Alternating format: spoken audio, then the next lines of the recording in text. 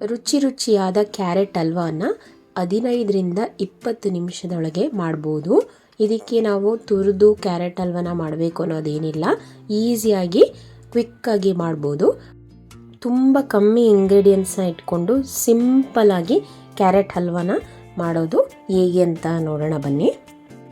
ಈಗ ಇದಕ್ಕೆ ನಾನು 2ರಿಂದ 3 ಮೀಡಿಯಮ್ ಸೈಜ್ ಕ್ಯಾರೆಟನ್ನು ತಗೊಂಡಿದ್ದೀನಿ. ಇಲ್ಲಿ ಈ ರೀತಿ ಕಟ್ ಮಾಡಿ ಈ ಮಿಕ್ಸಿ ಜಾರ್ಗೆ ಹಾಕಿ ಸ್ವಲ್ಪ ತರಿಯಾಗಿ ಆಡಿಸ್ಕೊಂಡು ಬರಬೇಕು. ತುಂಬ ಹೊತ್ತು ಮಿಕ್ಸಿ ಮಾಡಿದ್ರೆ ಅದು ಫೈನ್ ಪೇಸ್ಟ್ ಆಗಿಬಿಡುತ್ತೆ. ಸೊ ಈ ರೀತಿ ತರಿ ಇರಬೇಕು. ಈಗ ಒಂದು ಕಡಾಯಿಗೆ ಸ್ವಲ್ಪ ತುಪ್ಪ ಹಾಕಿ ಇದಕ್ಕೆ ಗೋಡಂಬಿ ಮತ್ತು ದ್ರಾಕ್ಷಿಯನ್ನು ಹುರಿದಿಟ್ಕೋಬೇಕು.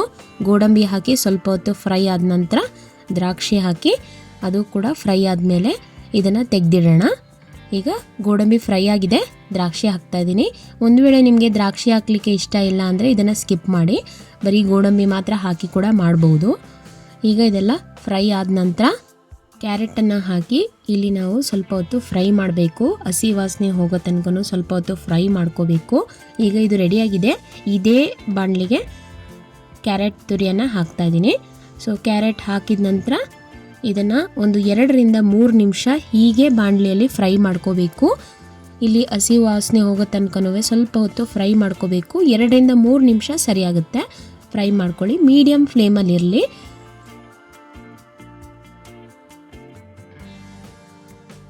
ಮೂರು ನಿಮಿಷ ಫ್ರೈ ಆಗಿದೆ.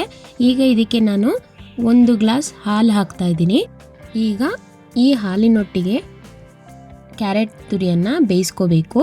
ಈಗ ಚೆನ್ನಾಗಿ ಬೇಯೋದಕ್ಕೆ ನಾವು ಇವಾಗ ಒಂದು ಮುಚ್ಚಳವನ್ನು ಹಾಕಿ ಒಂದು ಮೀಡಿಯಂ ಫ್ಲೇಮ್ನಲ್ಲಿ 5 ನಿಮಿಷಗಳ ಕಾಲ ಬೇಯಿಸ್ಕೊಳ್ಳೋಣ.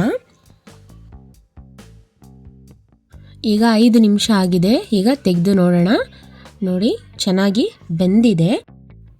ಈಗ ಬೆಂದಿರುವಂತಹ ಈ ಕ್ಯಾರೆಟಿಗೆ ನಾವು ಸಕ್ಕರೆಯನ್ನು ಹಾಕಬೇಕು. ಒಂದ್ಸರಿ ಈ ರೀತಿ ಮಿಕ್ಸ್ ಮಾಡಿ, ನಾನು ಇಲ್ಲಿ 1 ಗ್ಲಾಸ್ ಕ್ಯಾರೆಟ್ ತುರಿಯನ್ನು ತಗೊಂಡಿದ್ದೆ, ಅರ್ಧ ಗ್ಲಾಸ್ ಸಕ್ಕರೆ ಹಾಕ್ತಾ ಇದ್ದೀನಿ. ಮೊದಲೇ ಕ್ಯಾರೆಟಲ್ಲಿ ಸಿಹಿ ಅಂಶ ಇರುತ್ತೆ. ಈ ಅರ್ಧ ಗ್ಲಾಸ್ ಸಕ್ಕರೆ ಹಾಕಿದ್ರೆ ಕರೆಕ್ಟಾದ ಸಿಹಿ ಇರುತ್ತೆ. ಈ ವೇಳೆ ನೀವು ಸಿಹಿಯನ್ನು ತುಂಬ ಇಷ್ಟಪಡೋದಾದರೆ 3/4 ಗ್ಲಾಸ್ ಸಕ್ಕರೆ ಹಾಕೋಬಹುದು.